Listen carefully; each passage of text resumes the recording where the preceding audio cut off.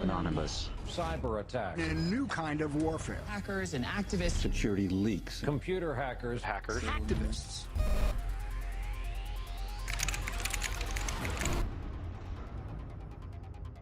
Anonymous has struck again with a warning. This is just the beginning. Anonymous is a collective known for recent attacks on government and corporate websites. The internet is a powerful new medium where just a handful of people in small groups, just by shifting data around in the right directions, can make big changes and big damage. The more you said, the more frightening it was. The Pentagon is now singling out Anonymous as an example of the serious new cyber threats facing the country. The fundamental unit here is information warfare. We're gaining back the freedoms that the forefathers assured us through technology, and we can't allow these freedoms to be taken away. I will put my body on the altar of liberty again and again and again.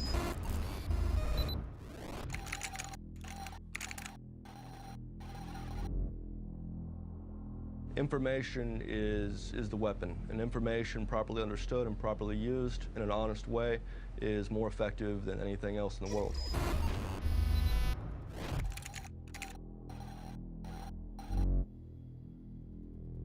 If you've got your eye on Boeing, yeah, please go for it. I'd like to see those fuckers go down. Download the code, modify the code just a bit, bombard the Pentagon. You're either with us or you're against us.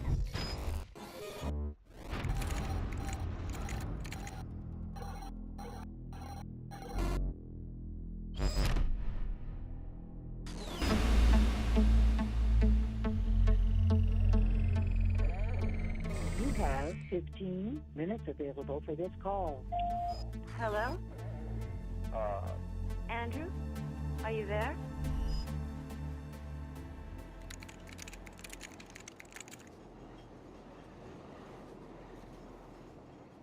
It's not scary to be going to prison?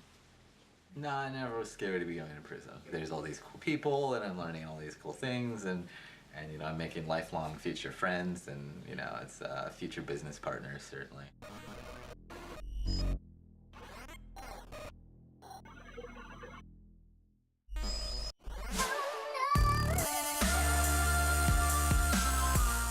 Embarrassing people. I enjoy it. It's viscerally fun. He's an instigator. The most lovable little pest on the internet. His ability to make other people so angry is the talent that he has. Almost 99% of the articles that come out for Weave, they all start with, he's a dick, he's an asshole. Little Weave is going to troll the fuck out of Apple and AT&T.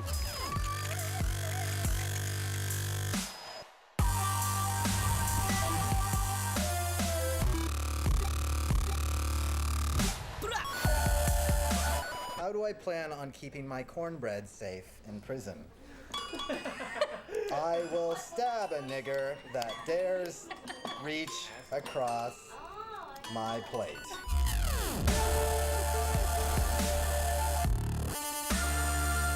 I am the Bruce Lee of Reg XP. I didn't get caught. I put my name on what I did.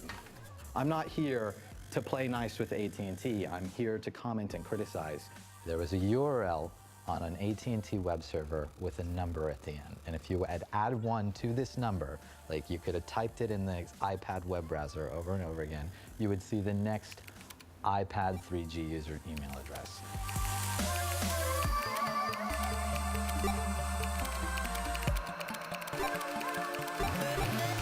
Here's AT&T handing out a complete target list of their customers. It was morally required to come forward and sort of put them over the coals for this. It was like 114,000 email addresses. And it's quite a list. New York Times CEO Janet Robinson. White House Chief of Staff Rahm Emanuel. Diane Sawyer. Not to mention the U.S. Army and Congress. It doesn't get much more high profile than Mayor Michael Bloomberg of New York City. Mayor Bloomberg was like, this isn't a big deal. It's not like people can't find my email address.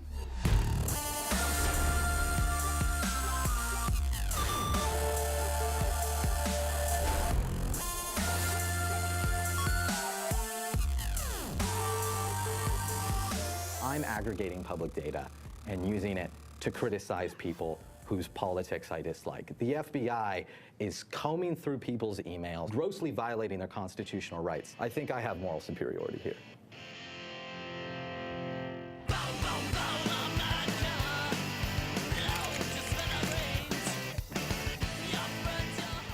NSA and FBI are like both walking here, and they're looking at the computers and they're like, my God, these red dots, they're converging. They hit a button.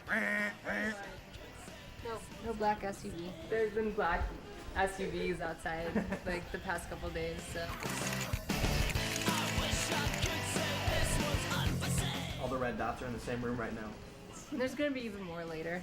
Magic fucking genie. You're actually in power. You're in charge. The most drastic improvements that need to be made are in the education system. We need to give people the kind of classical Western education that they used to have. We need a curriculum that embraces, you know, like Keats and Byron. It doesn't sound revolutionary. It's absolutely revolutionary. We have people in power that have explicitly engineered our education system to make people dumb, obedient, and uncreative. Getting them out of fucking power and remaking it so people can be free-thinking, well-educated, sensible, non-reactionary people. This is a revolutionary thing, and it's probably going to require a whole lot of bloodshed. Why has the FBI targeted you? They have, by their own admission, been surveilling me since I was 15 years old. That was in the search warrant they used to kick in my door in 2010. And why? They wanted me to inform on hackers on the internet. You know, like they've tried to get me to do that many times. There is a congruence between whistleblowing and hacktivism and hacktivists.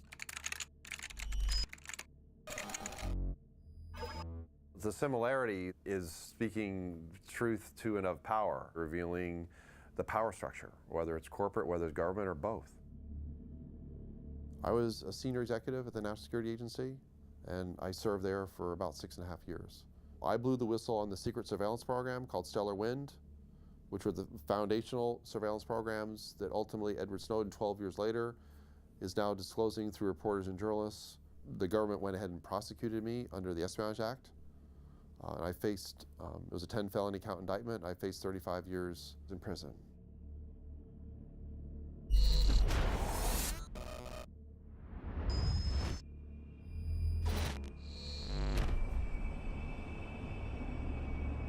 Hackers are important in the sense that they have the capacity to expose the secret or the inner workings of the state, which is why they are terrified of hackers and they are going after them with phenomenal vengeance.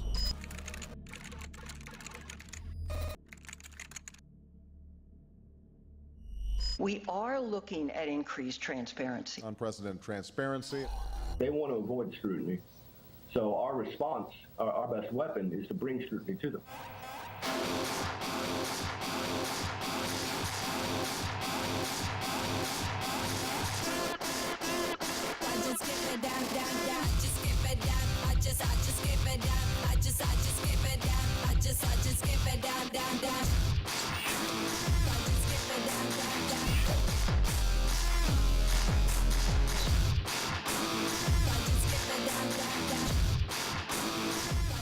CNN and all these other things, they're not going to spend a single hour doing actual investigation.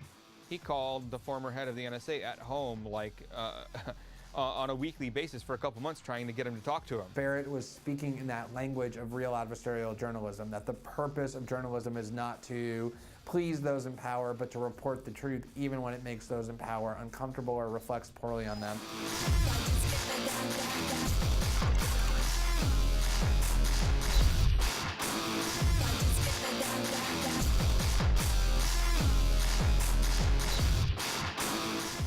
29 years old, a cocky college dropout, a self-described anarchist, Brown proclaims he is policing wrongdoing. He was brash, he was cocky, he was arrogant. He's fucking full of himself.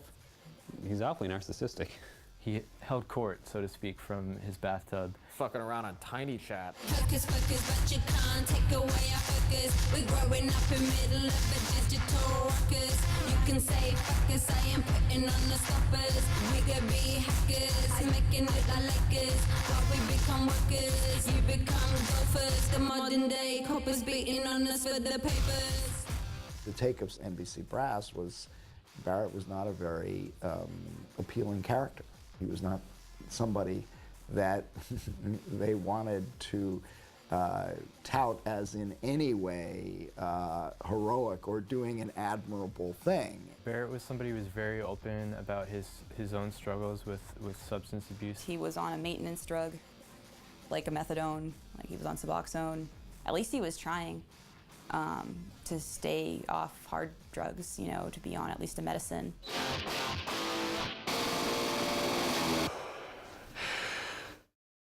Who are the members of Anonymous? Who are they? They're everyone. I mean, you'd be amazed. There's obviously a lot of people who are hackers or just work in IT.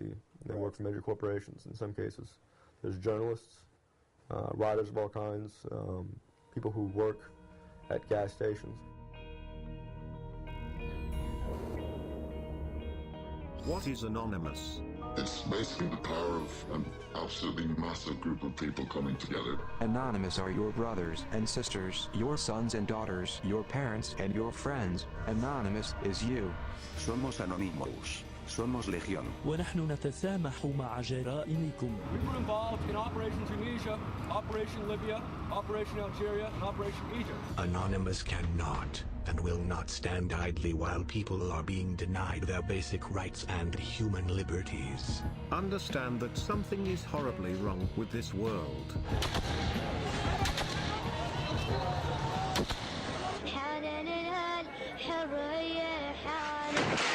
The Tunisian government has made itself an enemy of Anonymous. The Egyptian government has revealed itself to be criminal for the good of mankind and for our own enjoyment. To end the corruption, we must expose it. If you are working for a corrupt company, leak the data. If you are working for a corrupt government, leak the documents. Think for yourself. Question authority. Join us in this battle for freedom of information worldwide. Remember, we are you. Anonymous is you. And you are anonymous. You are fighting for yourself, the web, and for the next step in evolution. It's a very interesting relationship Barrett has with Anonymous. Barrett's anonymous. He's their spokesperson. Barrett's not anonymous. He's not their spokesperson. Is Barrett really anonymous because he doesn't hack and he doesn't really have computer skills? Well, does he have a Guy Fawkes mask? He was fulfilling a very valuable and important function, which was to give Anonymous the legitimacy it needed. He was the person who was willing to go on record. It's an open brand, like anyone can sort of label what they're doing anonymous. If you're doing something that people don't approve of, then Anonymous will turn in on itself and sort of like eliminate that, you know, like whatever it is that doesn't kind of fit in with the truth-seeking, justice-seeking ideology. Are you not worried that even an informal involvement with Anonymous is going to end up with you targeted, with you potentially going to jail for this? I mean, in Texas and indictments, it's like a Texas bar mitzvah. I got friends who've been died, they've gone to prison. I mean, you know, it happens. He was interacting with other hackers. A couple times he wanted to make the point that he was not a hacker, that he was of the community. Anonymous members try to hack into people's personal accounts and attempt to post personal information. We haven't tried to hack into anybody's personal, like a military person's personal account. And if we did, we wouldn't fucking go around bragging about it beforehand. We would wait until we were done. This article is also poorly written, and I object to that. He wasn't able to just kind of do anything cleanly without people giving him a hard time about it. My actual title is Cobra Commander. So that's something that needs to be acknowledged, I think, further. I also go by faggot now. They use that non-pejorative fag.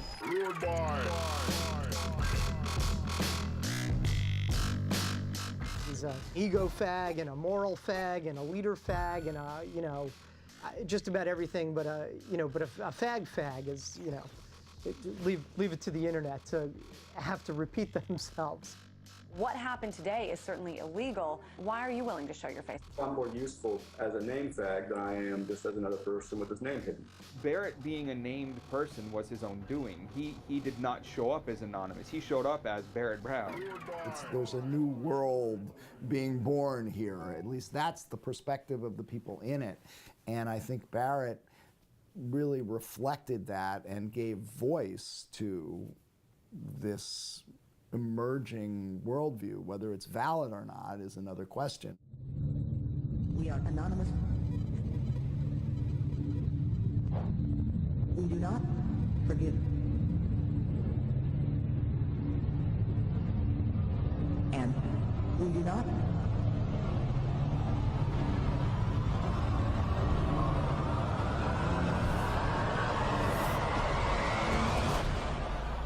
forget. I'm the de facto leader of a movement, screaming hack the planet back in 99. Activism in its prime. Sabu spoke about things in terms of this being a movement for revolution, and everybody was his comrade or his brother. He had kind of built himself up within Anonymous and had this reputation of like, doesn't give a fuck freedom fighter. There's de facto leadership, de facto organizers. Someone had to have the idea and start bringing people in. So for a little while, they're going to listen to this guy. They're going to say, what are we doing here? Why are we doing it? There are two types of hackers. There's a ghost hacker who constantly changes his identity so nobody knows who he is or even how to really get a hold of him. And then there are people with permanent fixed identities. Subversive.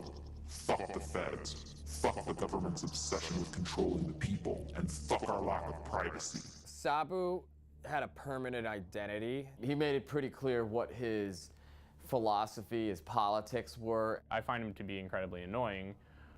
He uses words like, "What's up, niggy?" and he's a very to me, I'm annoyed by everything that he says. I don't like his terms and the way he talks. He was the king of the hacking world, doing it like a sir, in fact. Friends around the globe, we are Lulz Security. Oh, that's unexpected. LulzSec came from Anonymous, and they enjoyed what each other did. Laughing out loud at security, LulzSec. Yeah, y'all, that's right.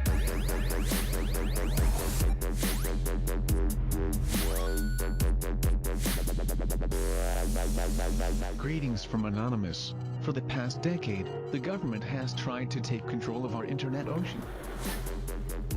The Lulz boat was just sailing the infinite seas of hacking excellence, hacking the shit out of everybody. Yeah, y'all, that's right. We have Fox, X Factor, Sony Pictures, FBI affiliate, CIA, PBS, Senate, Bethesda, Sun, News of the World, Arizona Police Department, AOL, AT&T, NATO, US Navy, your mother. Who's next?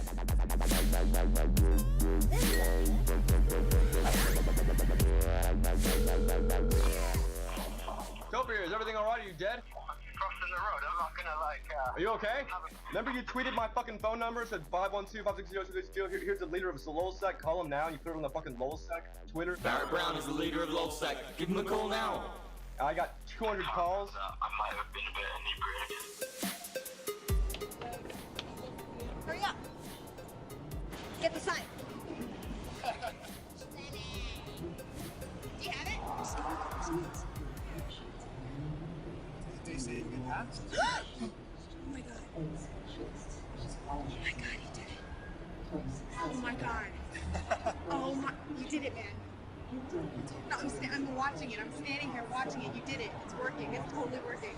I was working in a cubicle, I'd be like, oh, what are those LulzSec guys doing today? You know those God hates fags, morons that protest soldiers' funerals and stomp on American flags because they got a problem with gay people? God hates fags. What part of that don't you understand, girl? I don't fucking understand why God hates fags. Because he can. You can sometimes take over the websites themselves, put messages up as we did today with Westboro.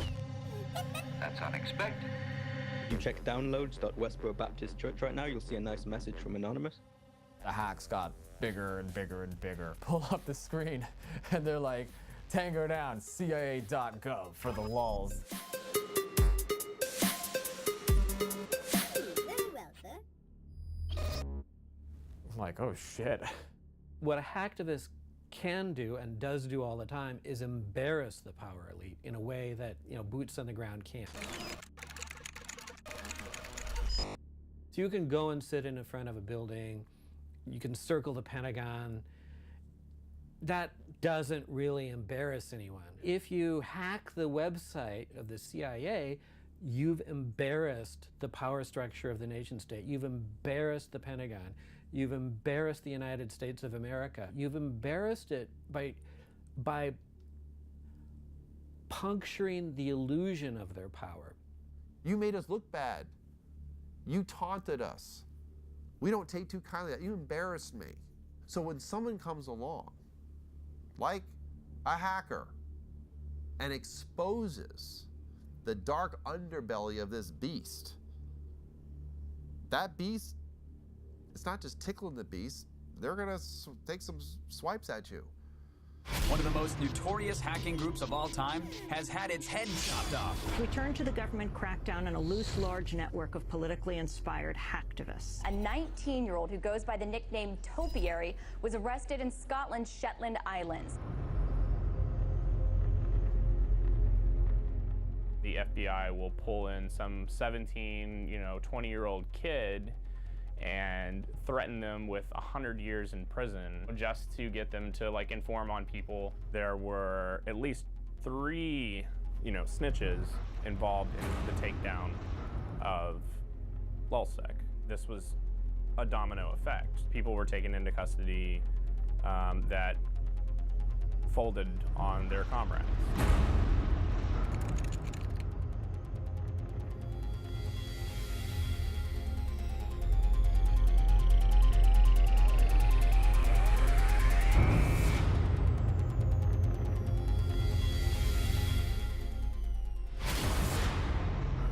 Want to speak to me? Want to join the fight? Go to Wall Street and protest. On September 17th, 2011, Sabu comes back on Twitter from his month-long absence, and he's like, "Rise up, my fellas." The next thing I know is 18 chat rooms are linked together, and everybody's working in this Occupy Wall Street chant, and holy shit, all right, so let's get to work.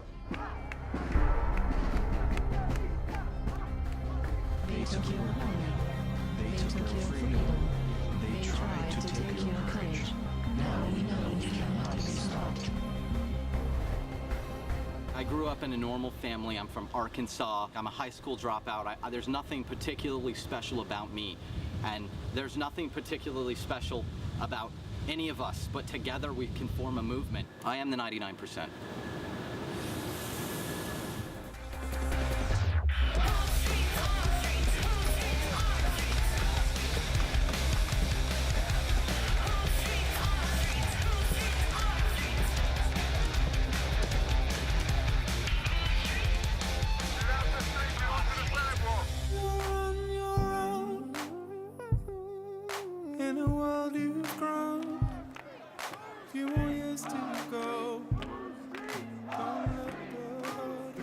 Tricked us into going down a one-way street, and then they kettled us because we were on a one-way street.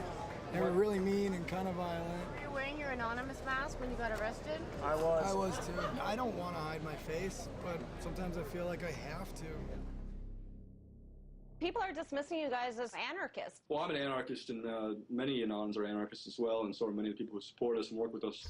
Anarchy. Thousands of Occupy protesters flooded the streets. The sinister mask fashioned on Guy Fawkes, the revolutionary who attempted to blow up the British Parliament buildings more than 400 years ago, has become a worldwide symbol of anarchy and revolution. They are terrorists. The other side, the rich motherfuckers, portraying us all as destructive, mindless anarchists and so forth, really exposed how reactionary and how inherently violent the police state really is.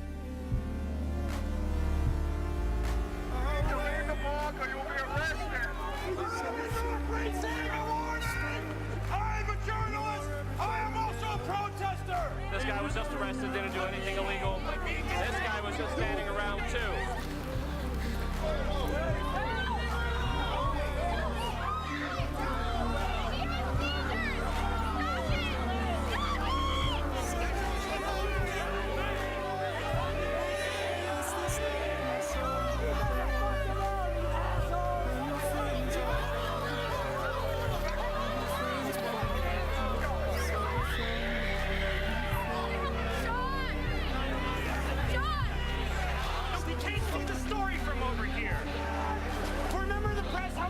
do our job if you kick us out of the park!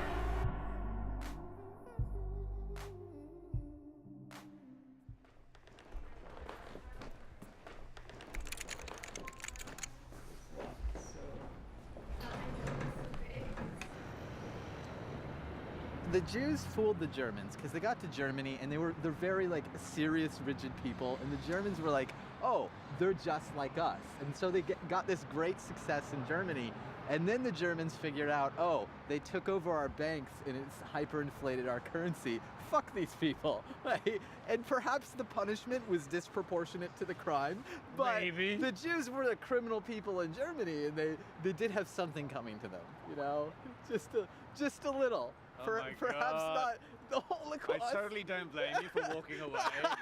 It's a good thing you're a troll. You can always pull that kind of troll card. He's obviously a troll and by all accounts, an asshole, and highly offensive and of dubious moral fiber and dubious moral standing. He is an internet troll, and for the uninitiated, that's someone who just likes to mess with people for the sake of messing with people. Trolling is a rhetorical style that exposes somebody else's personality flaws by eliciting a reaction from them that shows the true nature of their character. He pinpoints your vulnerability and he immediately starts to exploit it, but for a higher cause, to show that you're hypocritical, to show that you have misogyny, to show that you yourself are racist while you're yelling at him for being racist. Trolling is in the Socratic tradition of questioning everything and driving people nuts until they question their assumptions. And that's basically what a good troll will aspire to do. If I were to name parties that I think were great trolls, I'd say Giordano Bruno, Zeno of Elia, Jesus Christ, Joseph Smith, Brigham Young. I definitely named some parties who used a very combative style of rhetoric, but probably nobody alive. You meet Weave in person, and he's the nicest guy in the world. He'll hold the door open for you, he'll grab you a soda if you ask him, and if you meet him online, he'll spew a whole bunch of anti-Semitic crap, and he'll be really mean. I'd like to think of trolling as a way of expressing working class discontent. I recall recently that Gina Reinhart called the working class people of Australia lazy and without self-control. Trolling is the right of said people to respond by telling her to perhaps stop eating and get on a treadmill. You say that trolling is about creating something that expresses the true nature of the character. I wonder how what you said about Gina Reinhart exposes the true nature of the character if you're just talking about her weight. When she has inherited wealth from her father, a bunch of mines, and she runs around calling the people that pull the minerals out of the ground for her lazy and stupid, and it's disgusting. It's a level of decadence and gluttony that I think speaks not only through her weight, but her general demeanor. She's a loudmouth, obnoxious idiot. I'm not a bigot, except by the original definition of bigot, in that I air my opinion very loudly without the concern for others' fucking cries of help about, oh, he's saying something that we don't like to hear. That's actually the initial definition of bigot before it was associated with a racist, somebody who loudly airs their opinion. And it says something stark now, that bigot is a pejorative term. There's a quote from Voltaire. It says, to find out who rules you, find the people you may not criticize. Why do we all have to agree with each other? That's what freedom is about. It's I can call you a disgusting kike and we can still live in a fucking safe society. He actually is trying to shove this down everyone's throat. Freedom of speech at all costs, as hardcore as I can make it. He's a crazy fucker, but you know, he's our crazy fucker, I think. What was it, like gay nigger society? Or, oh crap, I can't say that on camera, can I? I should probably not put that on camera. The Gay Nigger Association of America has been around, I think, probably since 2000. It is a very old troll organization. I was elected president of it in 2010. Figured out what words to choose, so it's time to mention Jews. Shit, I've been G-lined. Oh shit, oh crap, it's another we've attacked. Don't know what to do, so I get somebody U-D-D-O-S. Yes, it's time to stress. LOL, The name is based on a Danish short film called Gay Niggers from Outer Space. The gay niggers come from the planet Anus, and they are much, much more intelligent than any other creature in the universe. When Hurricane Sandy swept through New York, they posted a bunch of pictures on Twitter of black people like looting and stuff from like Sandy Loot Crew is what they called it, the hashtag.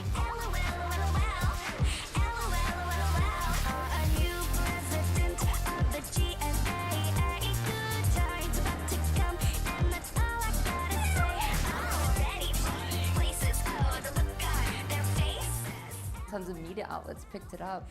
If people were tweeting out pictures of white people in suits stealing TVs, the media would actually investigate it and be like, all right, this is bullshit, instead of just reporting on nonsense without any forethought. Trolls in trouble. Computer hackers find themselves on the wrong side of the law after breaching AT&T security. I mean, I guess there's like a blurry line between like Goat Security, was it a troll or was it a hack? But I mean, the name Goat Security invokes that terrible image of that ruined my childhood. He named his company Goatsy Security, so if you know what Goatsy is, G-O-A-T-S-E, I'm not going to explain it. Hey, there's a gaping security flaw here. No, Mommy, make it stop!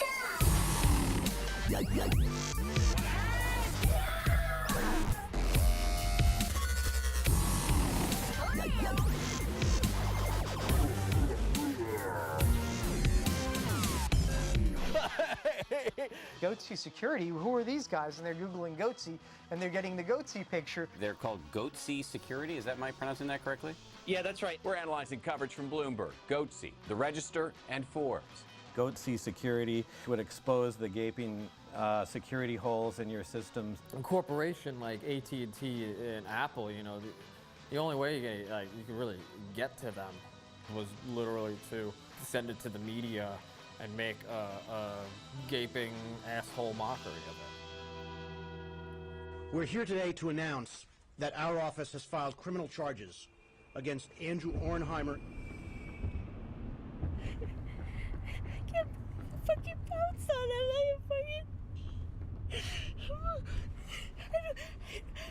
I don't understand it. The picture that the press has painted of me is unfair, and I'd love to have a discussion, a fair discussion. Truth triumphs in the end. Would you say you did anything wrong? I don't believe I've done anything wrong, no. Well, what happens when a hacktivist comes along, some kid, right, like Weave comes along and like punctures the invincibility of the United States government or AT&T? You minimize the power of these institutions by doing that, right? That's why these kids have to be stopped.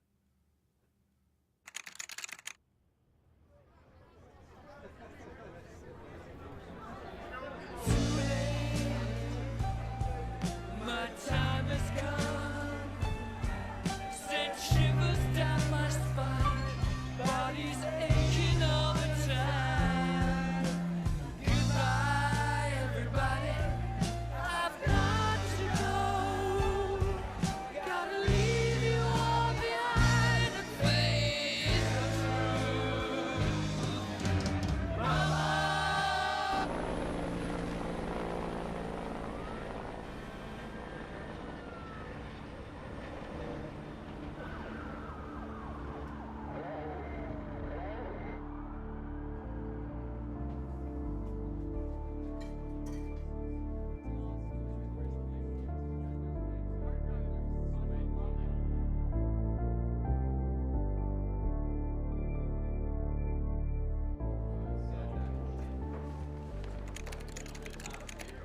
Come on, everybody. Everybody, we're going.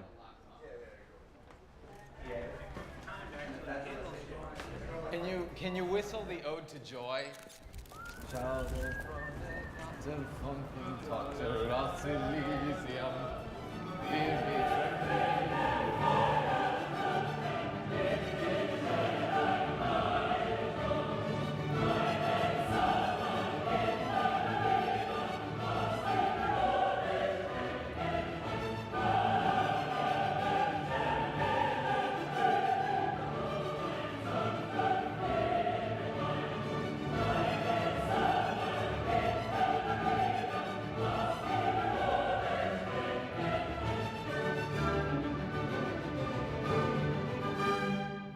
pleasured knowing you. I hope to see you all again.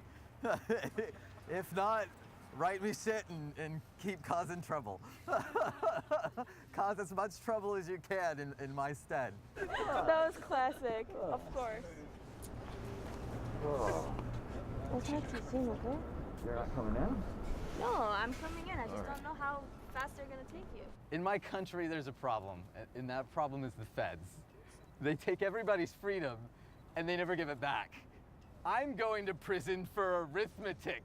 I added 1 to a fucking number on a public web server, and I aggregated this data, and I gave it to a fucking journalist at that man's publication. And this is why I am going to prison, is arithmetic. Fuck this country.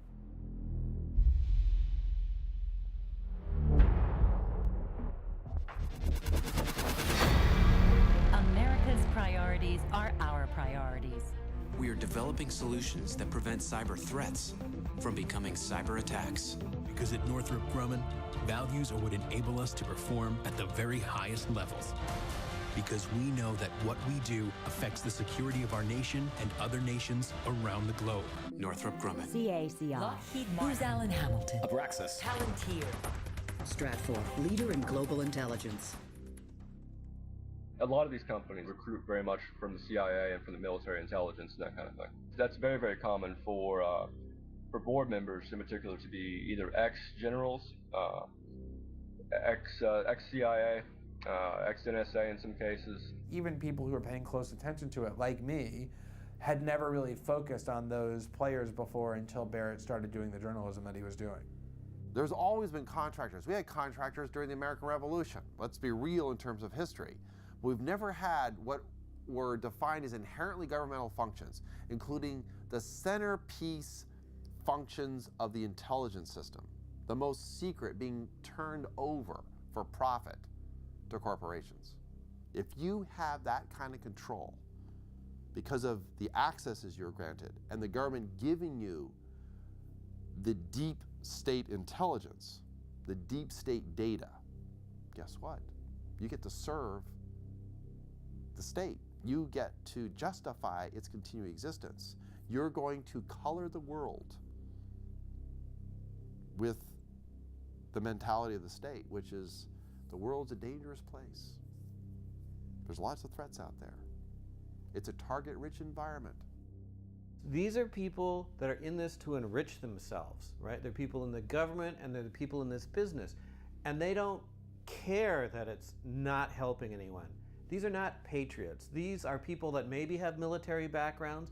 They might think of themselves as patriots, but they are not patriots. We can meet and surpass shareholders' expectations. Branch into adjacent markets and pursue billions of dollars in unconstrained growth opportunities. They're invested in the security theater. Hundreds of billions of dollars have been spent on national security, ostensibly to protect us. I can actually say it's actually in the trillions, the total amount of money. I would argue it's the largest redistribution of wealth in the history of the United States. Wars are not meant to be won, they're meant to be continuous. And if you want to hold a continuous war, whether in real life or on the internet, then you need an enemy that can't be destroyed. And Anonymous is impervious to really being destroyed because it's decentralized, it's everywhere, and it doesn't even have to exist. I mean, they could just say it exists, and then it would. And it's sort of just like terrorism. Terrorists are everywhere. Your neighbor may be a terrorist. So, you know, we have to remain vigilant, you know, and that's the same thing that's basically happening online. Right now I've got Barrett Brown, founder of Project PM and one of our cyber experts. Barrett Brown joins us now to break it all down. So is this an official declaration of war against Booz Allen Hamilton and possibly other contractors? Yeah, we just got around to declaring that war just now. I still collaborate with some anonymous participants within my own group, Project PM, acquiring more information and bringing attention to what's called the intelligence contracting industry.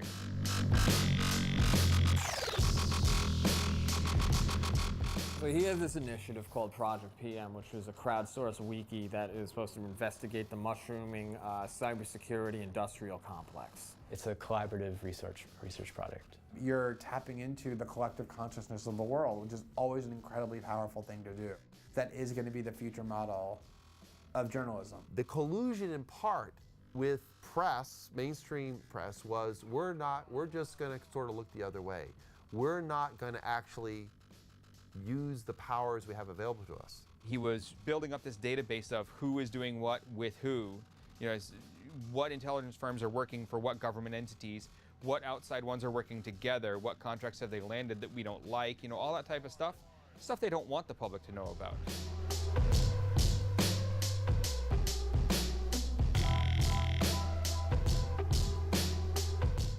There were these hacks going on. We're expecting these data dumps. Shit's about to start getting crazy, if you know what I mean.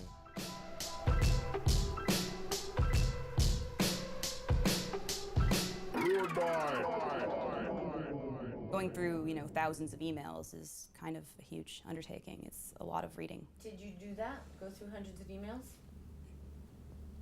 Can I say that?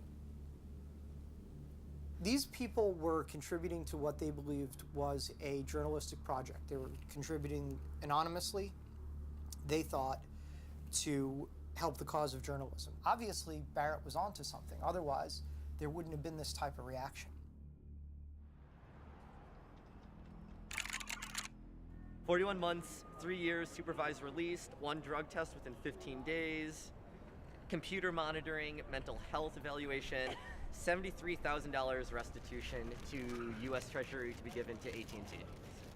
He reached for his phone, he reached for something, they fucking tackled him, handcuffed him, took him out for like 15 minutes. He came back, not just in like handcuffs, but like with the thing around his waist, like the big chain, laughing. Like, it's seriously like walking around the courtroom, just going like that.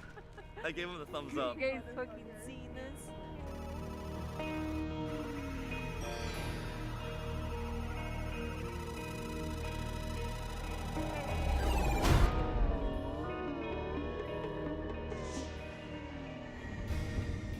How dare you be skillful? How dare you utilize your knowledge? It's fucking absurd. And of course it's AT&T's fault. They are responsible. How can you say that the company that designed the website is not responsible for their security flaws? So the federal prosecutor said during Weave's trial that just because he has a special skill, he shouldn't have power over other people. That's how they view it, you know. And it's not incorrect to say that people who understand computers have you know, power. It's just I don't think the answer is coming down on our prodigies and our geniuses. Well, I'll put it this way: there was a time when you hacked a company and the company hired you.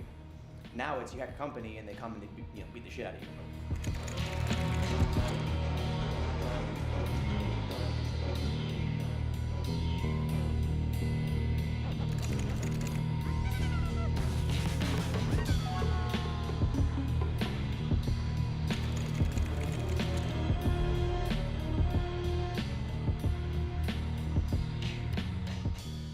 Hackers, hacktivists in prison by virtue of pointing out weaknesses in the very structures that we depend on as a common good. But we weaken the common good for what? We're turning on ourselves. And any time a country empire turns on itself and begins to find threats from within, well, that should tell you how far gone we are.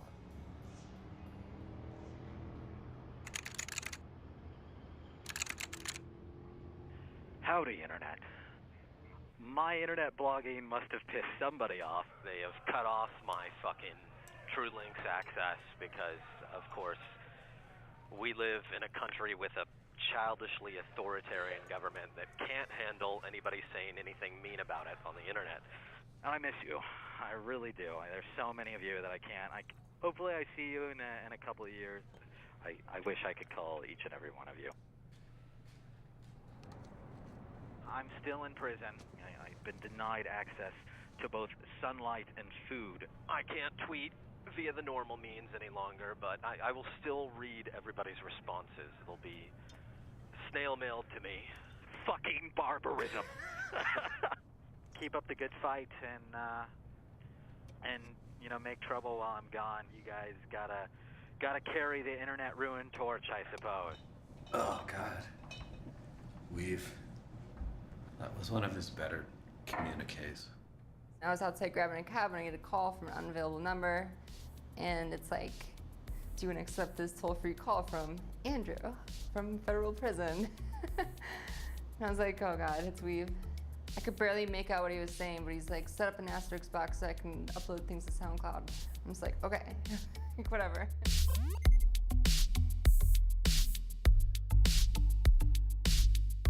He had email access for a month, and then they took it away because they figured out that he was sending messages to another person who was tweeting them out from his account. He and someone else had like code words set up, so if I said like, say this to my mom or something like that, then the next line would be a tweet. They were trying to shut him down, and we found a way to subvert it. ISS, our best client. Scroller macro, real giant. Sitting in the gym, getting mad defiant. I'm the man with that can't spam compliant. The more that they try to, you know, make this go away, the government, it keeps coming back, and it'll bring more attention on Weave. It took him a couple years to garner 5,000 followers, and then as soon as he goes to jail, in a month he gets 5,000 more. Got the Tommy Wiseau, director of the room when I spit flow. Saying Weave should be chillin' and get mo. Cause a man's afraid of gay names when they raise the crypto. It took them a month to figure out that we were uploading to SoundCloud, even though there was like news articles about it. And just a few days ago, we looked at the caller ID, so we had 2 mysterious phone calls. One of them was from US government, all capitals, and the other one was from Federal Bureau of Prisons. Ever since then, we haven't heard from him.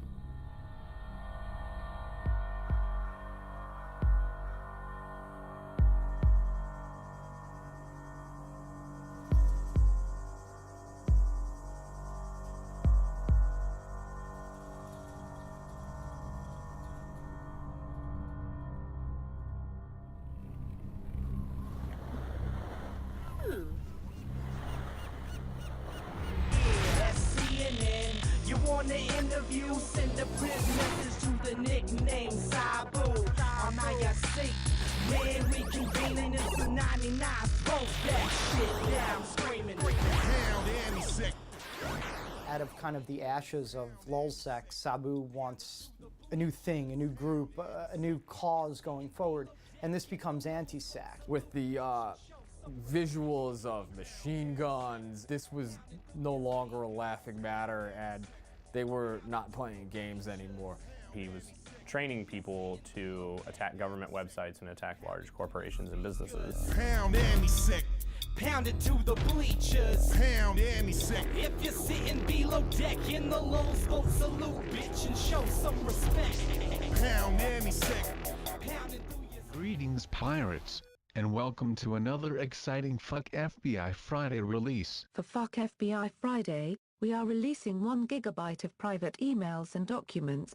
It was asking for trouble, and trouble came in a way that even like nobody could have even written this.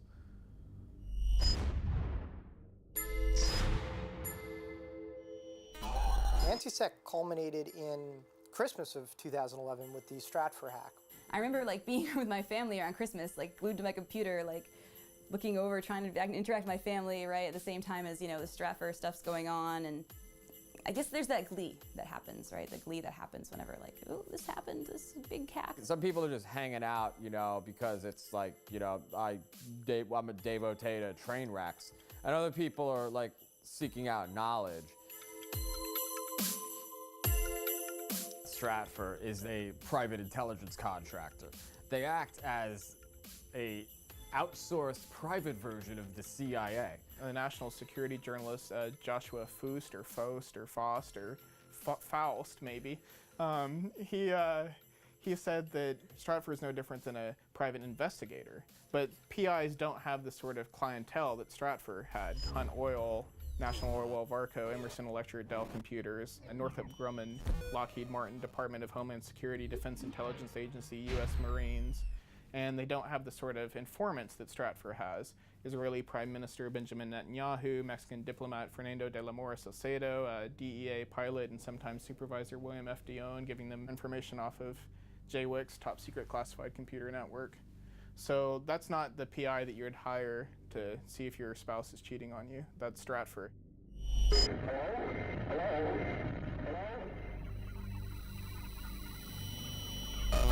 The gifts that a non-Santa left under the Xmas tree are just the beginning. Cyber thieves made off with the personal details of hundreds of thousands of subscribers. They woke up to find that they'd given an unexpected Christmas present of $50,000 between them to numerous high-profile charities. Here comes Santa, here comes Santa. Expect us. Here comes Santa Claus. Here comes Santa. Julian, will you dance with me? It's not about the money. Money. We want the world to dance. We want the world to dance. So first, dance with me. Dance with me. Before our Christmas. Don't sit around waiting for Santa Claus. Fuck some shit up. To take an ex-FBI agent and use their credit card to make a donation to the Red Cross on Christmas Day, I get that it's criminal, but it's wonderful in its own way. The Stratfor hack, it's claimed, also contains email conversations between Stratfor employees and officials in government. Every week, a company or an agency, is this going to get worse? I think so. People broke into something and wow, criminals. Well, okay, even if you want to call them criminals, they're coming up with this information that looks a lot like criminal activity. The day that WikiLeaks published the global intelligence files, which is what it calls the Stratfor leak, The Atlantic wrote an article titled, "Stratfor is a joke and so is WikiLeaks for taking it seriously." And that was the very day of the leak, so surely they didn't read the 5 million emails that I've spent more than a year researching.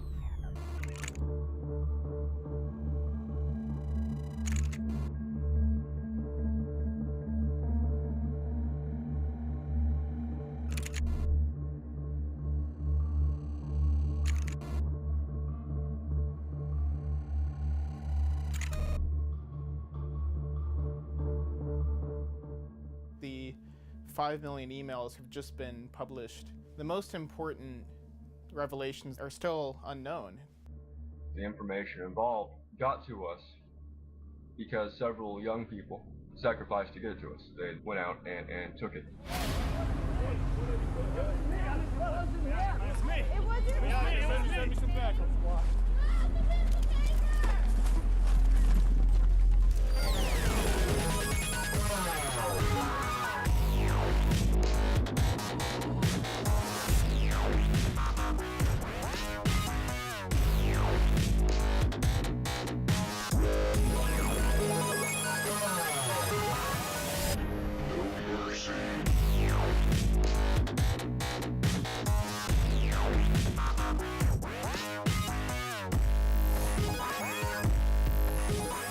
Infamous anonymous hacker Jeremy Hammond, #1 on the FBI cybercrime list, pled guilty to Christmas hacking spree.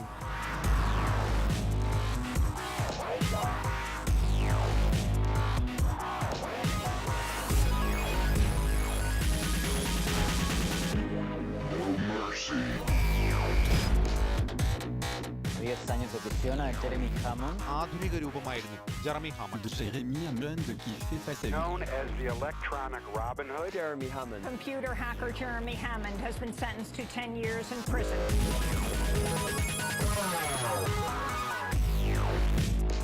As a former journalist, a former investigative reporter for the New York Times, I am stunned that the rest of my colleagues, well, I mean, frankly, I'm not that stunned, are not here. Jeremy's going to jail for 10 years. I don't think a lot of people in this country are going to find out about it if the New York Times doesn't cover it. That's just the way that the media is set up right now. There's a lot of people on the outside supporting him. He's gotten a lot of letters, so, you know.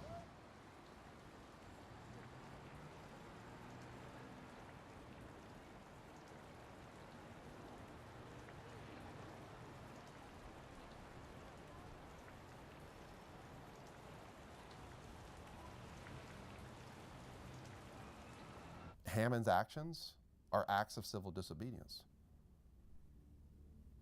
Fundamentally. In hacking Stratfor, Jeremy Hammond achieved some degree of transparency. It opened our eyes to things that we needed to see. सच का साथ दिया है और उन्होंने सिर्फ उसी को सामने लेकर आए हैं जो सच था. 25 years after Bhopal, after a gas tank released toxic gas into the cities surrounding the factory, they were monitoring dissent and demonstrations against Dow Chemical.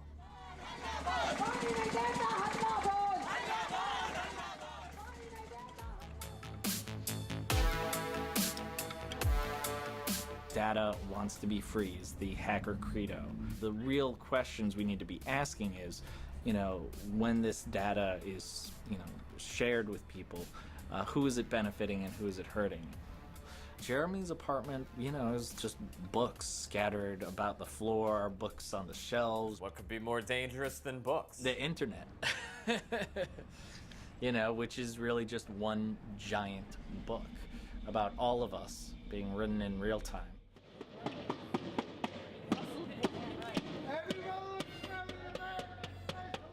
To the extent that Jeremy Hammond is responsible for those 5 million emails, he did something entirely necessary.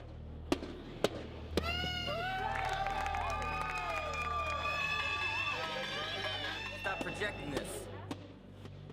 If the U.S. was a country that was actually governed in accordance with the rule of law, then I would be the first to oppose any crime against any company, including hacking. But the fact of the matter is that this is not a country governed with the rule of law. We love you!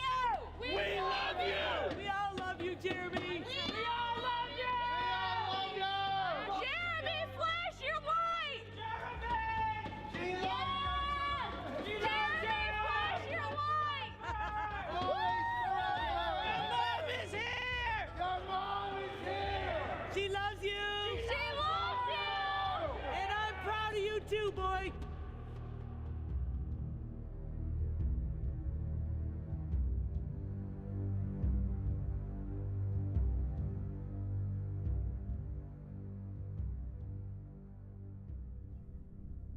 My name is Barrett Brown, and I've been waiting for this day for about 6 months.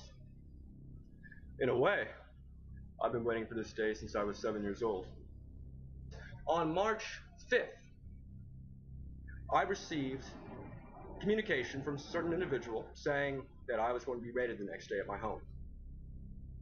They go to his house, his apartment, and he had spent the night at his mom's house. I just go to my mom's house and sleep over there sometimes. We've been very close. Next morning, I woke up at 6:30 by my mom. She's scared. I go downstairs. There's 2 FBI agents. One is named Robert Smith. He is a FBI cybercrime fellow. They say, okay, we've raided your house, your apartment. Do you have any laptops here you'd like to give us? And I said, no, I don't have any laptops here you'd like to give us. So they get another warrant for his mother's house and find the laptop. Then they charge his mother with obstruction of justice. When I was 7 years old, I first heard the term FBI. My parents were fighting a lot. That my dad would sometimes get angry and throw things at my mom. And part of the reason for that was because my dad was being indicted by the FBI. I went from living in a nice house in Highland Park, one of the nicest communities in America, to living in a 2-bedroom apartment with my mom and grandma and sharing a bed with my mom for the next year when I was in 3rd grade. They'd gone after his father and bankrupted his father, and his father was eventually found innocent and apologized to by the court. So basically, the FBI ruined his family. When I was in the backyard, I remember I heard the Mexican FBI agent bring the other one back in and said, oh yeah, the bad guy's back here.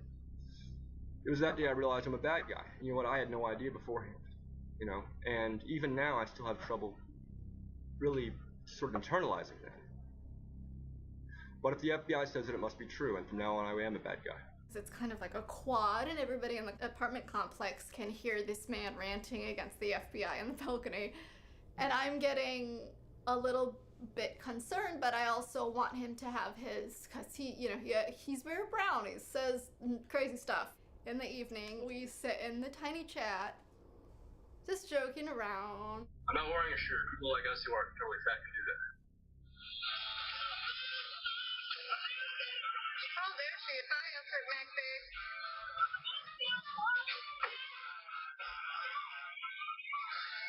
On 4, guys.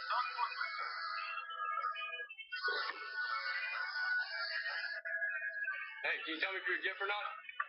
She said shit. I swear to God, she said shit the other day. It was crazy.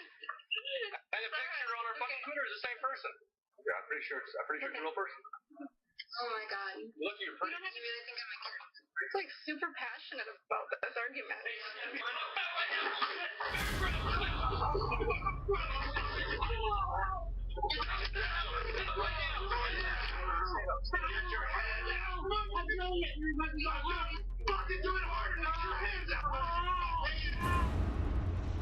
Oh, is Barrett getting fucking raided by the FBI? Holy shit!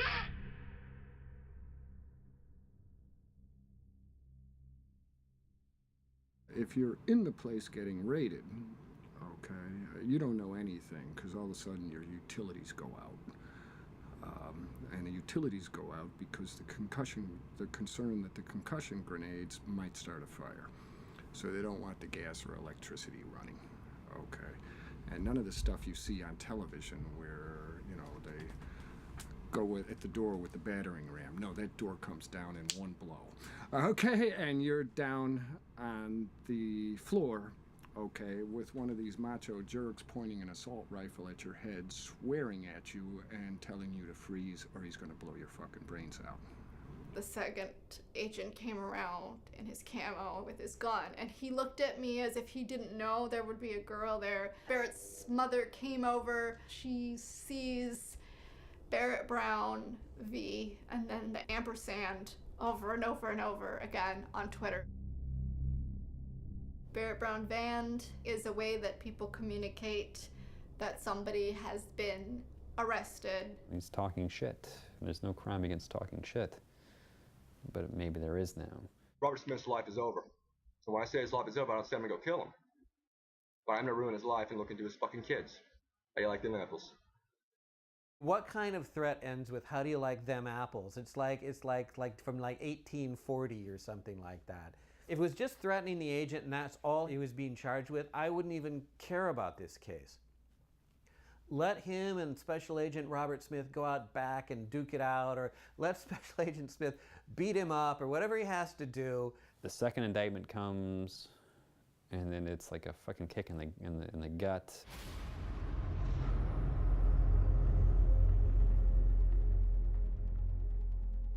All these guys are doing are trying to, you know, put the fear in him, trying to pressure him to, you know, flip. Barrett's such a stubborn asshole that he's never going to flip. Their claim is that he took a link, copied it. It's journalistically important to get the client list. Pasted it into the Project PM chat room, and in that one move, produced criminal exposure for himself. The Barrett Brown case is another one of these seminal cases, and the government wants to send a very chilling message. It's fundamentally a First Amendment case. How dare you hold up the mirror to us? They called Project PM like a criminal organization, and that's what people freaked out about, because there were a whole bunch of people who hung out on that server, edited that wiki, and like, wait, there's a criminal. I think they're after who? Anyone else? Any other names to put on our list of people to watch? The tingly feelings of like paranoia crawling up my spine like a spider, they're there for a reason. Just because you're paranoid doesn't mean they're not after you. So Jeremy Hammond did the hack, 10 years at this point. Who's the guy that's looking at 105 years at this point? It's Barrett Brown. And what's the difference? He's disseminating the information. He's doing something more dangerous than what Jeremy did. Here's the message it sends from the government to the hacktivists who are getting great coverage and are becoming folk heroes through the press. Don't talk to the press, because we're gonna get their computers and we're gonna get their sources and we're gonna get you through that. To the press who are covering the hacktivists, don't cover these hacktivists, because we're gonna get you.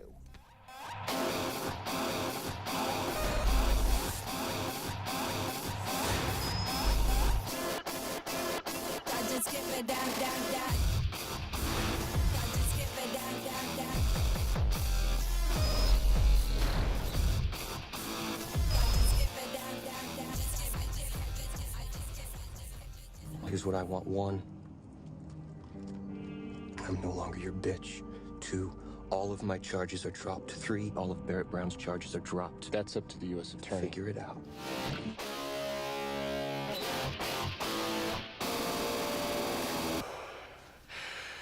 Hector Xavier Monsegur was responsible for the arrest of Jeremy Hammond and other anonymous and LawSec members. Sources say he began cooperating with the FBI. I'm the de facto leader of a movement, screaming hack the planet back in 99. Activism in its prime, global hell had the dot mill.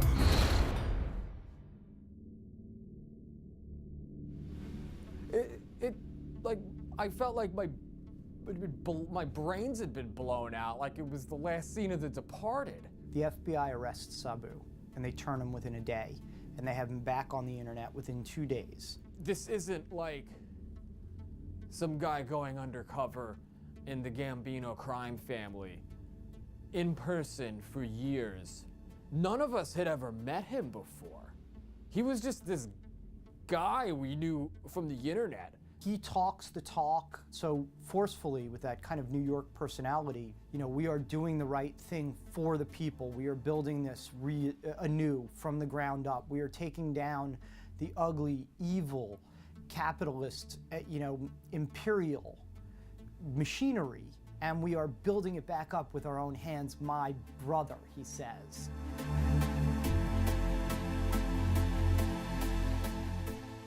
Looking at Sabu's interactions with reporters during the time that he was an FBI informant. Sabu could have easily just told the reporter, like, no, I don't want to talk to you, go away. But that's not what he did. He engaged in like an hour-and-a-half long conversation and then screen capped it and handed that information over to the FBI. That's not a free press. The government has journalists under surveillance. Do you think the government's targeting you? I hope not. I hope I'm not. Shit. Everybody's paranoia is just through the fucking roof.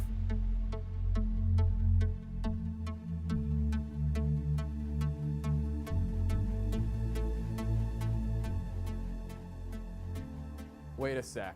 If he was working for the FBI from that moment in June to this moment now, they didn't delete his timeline. They didn't try to hide any of that stuff.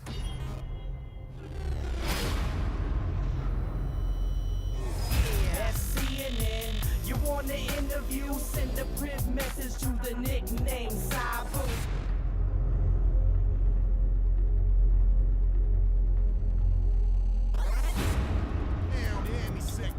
Pounding through your speakers.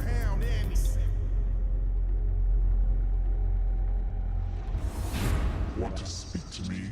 Want to join the fight? Go to Wall Street and protest.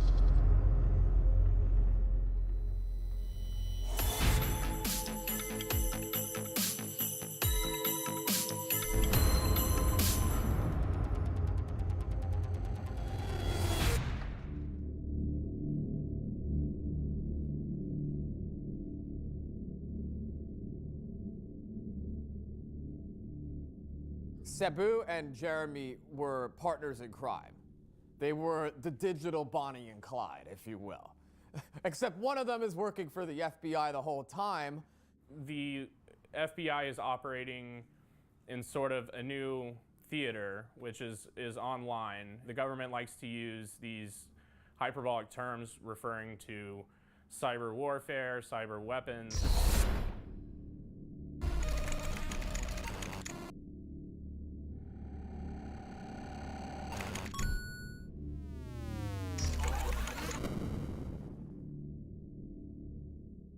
The feds, by proxy through Sabu, were giving Jeremy the 0 days to get into these websites. In order to, say, entrap a terrorist, they would sell him fake explosives. But instead of giving him fake explosives, the 0 days are real. In the hacker world, you either get in or you don't get in. There's no fake hack. They didn't it wouldn't be a crime if it was a fake hack.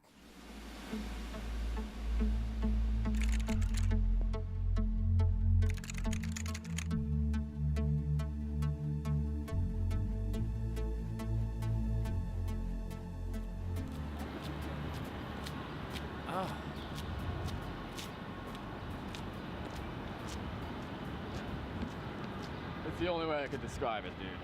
She filleted him.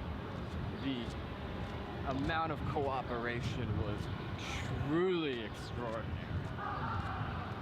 And it was just amazing. She just kept saying it over and over. It was truly extraordinary, and you know, and I gotta say too, I don't know what I would have done in his position. I really don't. You know, you have to walk a mile in his shoes to understand it. There's a lot of people that are gonna be mad though. The amount of truly extraordinary cooperation that he gave. This was the first time anybody had ever seen him, at least publicly. Like, this was real. This was finally coming to a close. And he was facing the guidelines between 21 and 26 years.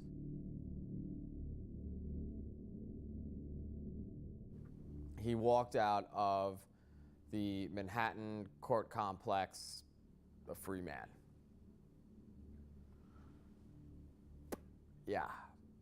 He immediately cooperated with the FBI when they arrested him, and the judge said that that was probably the most significant aspect of the case, was that Sabu flipped so quickly, which enabled the FBI to sort of become a part of Anonymous over a 9-month period. They were apparently sitting at the computer with him at times. He had a camera in his apartment or house that was videotaping him every day.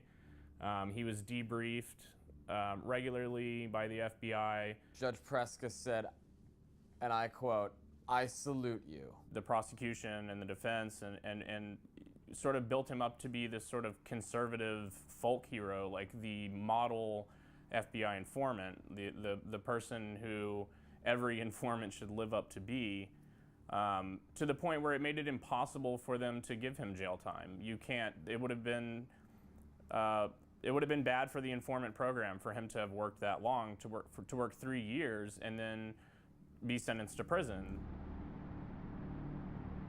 Sabu pretty much neutralized Anonymous. Yeah. Completely. Yeah. Neutralized Anonymous. And after he went down, everyone's afraid of following any leader, and they're also afraid of, starting an operation on their own. In general, nobody trusts anyone. If you go on any IRC chat, they're all just talking about, like, who's the Fed? You're the Fed. You're a Fed. Yeah, what about like, come on. Yeah, and what about that? Well, Like, forget who cares? even yeah, off. we know you're a Fed. At the end of the day, he's just a hacker getting used by the government. Sabu is the big snitch. Like, the 9th circle of hell is reserved for Sabu. Him and Cain and like Judas will be there with Satan. Lean back, bitch, we be sending an injection. Magic quotes off, join table in a section. Put it up on pace, then it won't get erased. Then 20 million hits till you're down like some cavemen.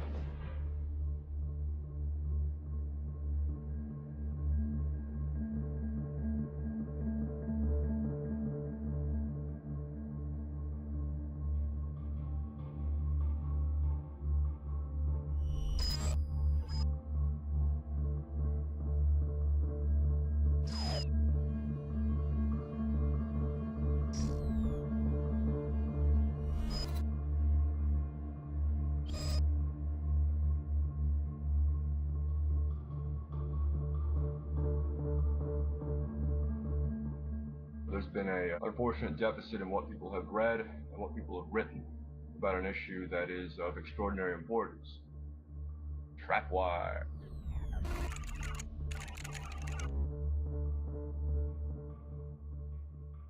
Barrett sort of shines the light on this stuff. You say, oh my God, it's actually happening. You've got the emails right there. He stumbles across this. Stumbles across it, starts talking about it. Trapwire manages to take lots and lots of data from the closed circuit cameras that are found in large urban areas and makes the information more actionable and functional. Trapwire is software that can match surveillance data taken from multiple closed circuit cameras from across the country. Video feeds are fed into a centralized system that analyzes them for patterns of suspicious behavior. To understand trapwire, you have to understand sort of the larger context. Because trapwire is a critical piece of the surveillance apparatus. This is actually doing very large swath, persistent surveillance. In 2007, trapwire cost about $1.7 million to operate in Los Angeles County. What we know about how it functions is largely gleaned from those emails. Trapwire has been deployed in Seattle, in Los Angeles, in DC.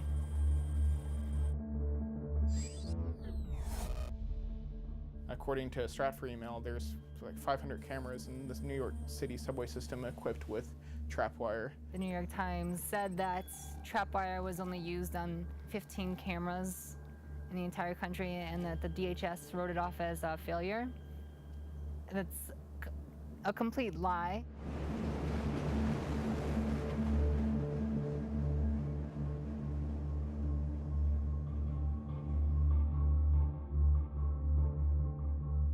We had gone to 30th Street Station to troll trapwire, and so what troll trapwire was for us was essentially acting out these things that the security researcher Justin and other people had said this might work to trigger trapwire's alarms. Saying they're holding my laptop and looking around, and like a little bit. Tweeting, we did video. And they were being ridiculous about the whole thing. Obvious, yeah. Completely obvious. We ate with a senior official in the Philadelphia Police Department. During this, the Homeland Security Unit for Philadelphia Police had come to him and said, Dustin Slaughter and Kenneth Lipp are at 30th Street Station, and they're worried that they're going to smash cameras, that we have something terrorist in mind. It blew our minds when we found out. They thought they were monitoring this. They actually were paying attention and freaked out about They're it. doing what everyone's worried about. Right. Like, Yeah. it's not Anarchists are running all over the place and smashing, burning, looting.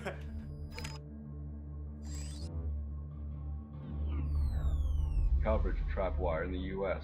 The whole story was smothered in its crib by the New York Times. It's an open secret that the mainstream media has special access to the halls of power. There was a phrase I used to hear at NSA. We're going to tell them what we want them to hear, not what they need to know, what we want them to hear. That's pure manipulation. That is PSYOP, InfoOp. You're saying because you can, you're controlling the narrative. Hail victory! Go, go, go, go, go, go, go, go, go, go.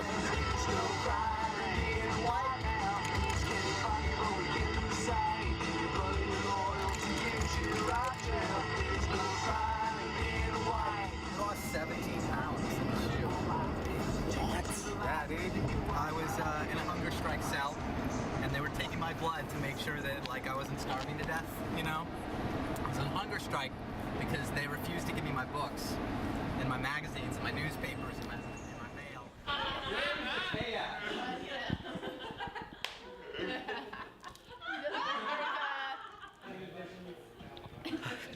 I spent the majority of my time in the shoe. They were like, if you continue, we're gonna force feed you. And I'm like, well, you're gonna force feed me. Hey, I ain't backing down, you know? The infamous computer hacker known by his alias Weave is a free man after more than a year behind bars. An appeals court has now overturned his conviction. Every bit of an operation, they can't copy, so they hating. So I'm keeping my methods close to the chest. I rock the knock on speed dial, case I got a social. Internal contacts at 18, take more. Oh no, my aim designed off, checking to see if it's suspended or if it got reset and appended to the essence. TXT, the enemy is holding. Time behind bars has made Weave even more outspoken than before. I can't watch my society rot when a bunch of federal scum want to just throw anybody that they disagree with in a prison cell. It's the end of the West right now, and we gotta fight for it. Somebody has to. You have no instincts to flee like Edward Snowden or Julian Assange. I'm not running. This is my country.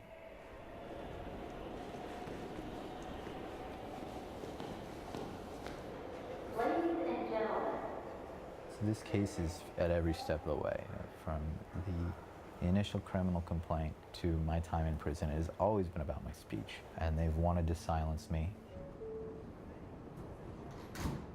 They further punished me in prison and subjected me to conditions above and beyond any other of the prisoners at my facility because of my speech. They wanted me to disappear from public view and memory. It was inside the shoe, like inside the shoe.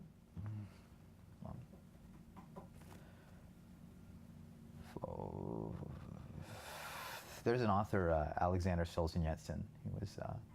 He was one of the few authors that kept writing after Stalin told all the authors that they weren't allowed to write any literature that was compelling anymore. He ended up in a prison system called the Gulag, and he describes there the steps that they do to like try to break you down. And I kept checking off like the bullet points that he listed. He had like a 30 bullet point list of all the various interrogatory methods that they used in Soviet Russia. Temperature extremes are one of them, and they'll turn up the AC to like freezing temperatures while I was sleeping, you know, and then they'll pump up the heat during the day. So, and like they come and I couldn't sleep because they would bang on the door every once in a while, and they'll shine the flashlight in your eyes, you know, and keep waking you up at night. They'll put you on a bunk and you can't even sit up, and there's a light like right next to your head, and it's pretty terrible, no doubt about it. It's pretty terrible.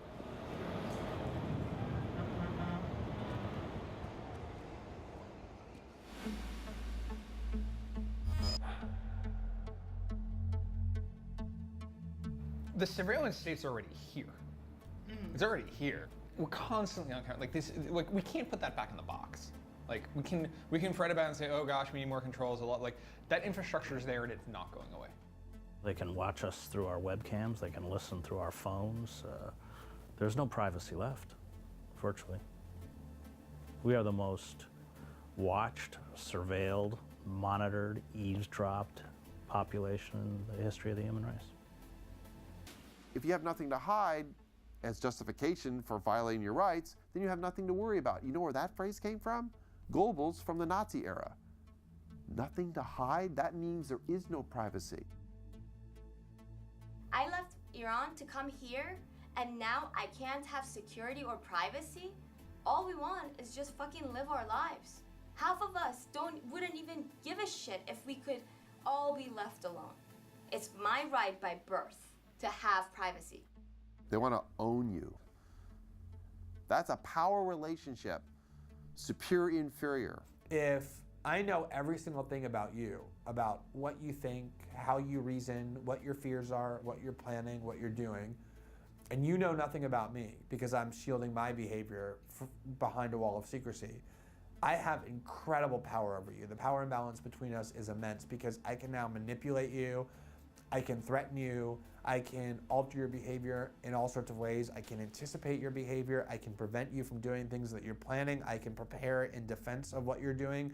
I can always stay many steps ahead of you. This mentality, this pathological, you have to understand the mindset. You have to understand the psychology behind those who want to know everything.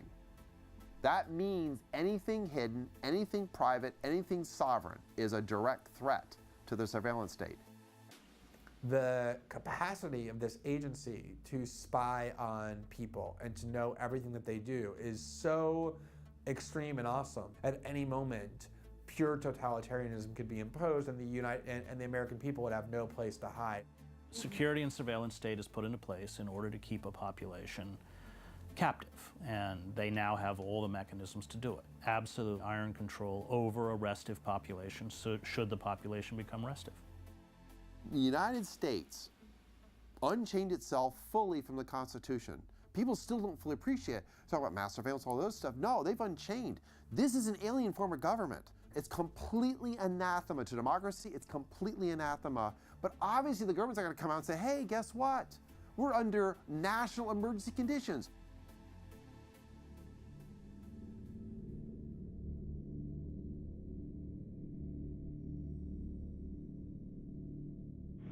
time they come after someone like myself and the wealth they have, it damages them. To the extent that these things happen and they get publicized, the population is antagonized. Now, I didn't get into this to stay out of prison. I'm still trying to figure out, how I can be most effective from here.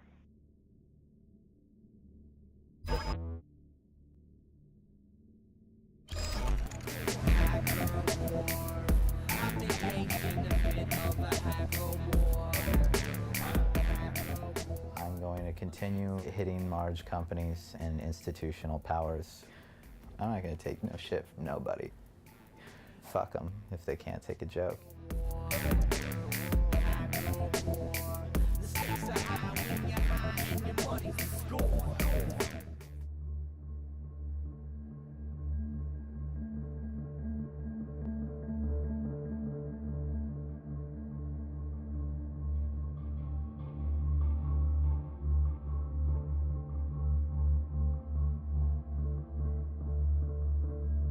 I was not going to sit still and remain silent, because if I had remained silent, I myself would have been complicit in the conduct of a crime against the sovereignty of who we are as people. That's we the people, capital W and capital P, we the people.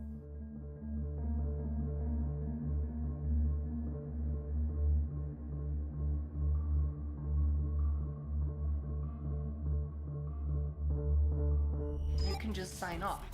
Right. Like, you don't have to be a victim of trolling. Like, you can just turn off the internet. System, every outlet, every avenue of avarice. Some mavericks of information face up with the candidates, and cameras are there to document the struggle live in person. Take a peek behind the curtain. Situations worse than anything the casuals and NPCs could dream of. Trust this team of brilliant bastards go on tearing the whole scene up. Journalists and media don't buy what they are feeding you, depleting you of truth because Sabu got off.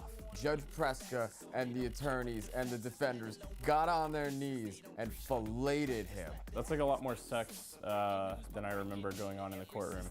Don't limit your activism to just the mere world of computers. Take it to the streets. We need more foot soldiers in the streets to fuck up shit.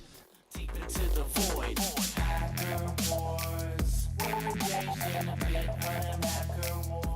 Dallas, Texas native Mr. Brown joins other infamous Texans who fought the government, such as Branch Davidians at Waco, Texas. Fucking really? Really? The Branch Davidians? Really? Fuck you. Stakes are high and it's a crime. This is a play on the core.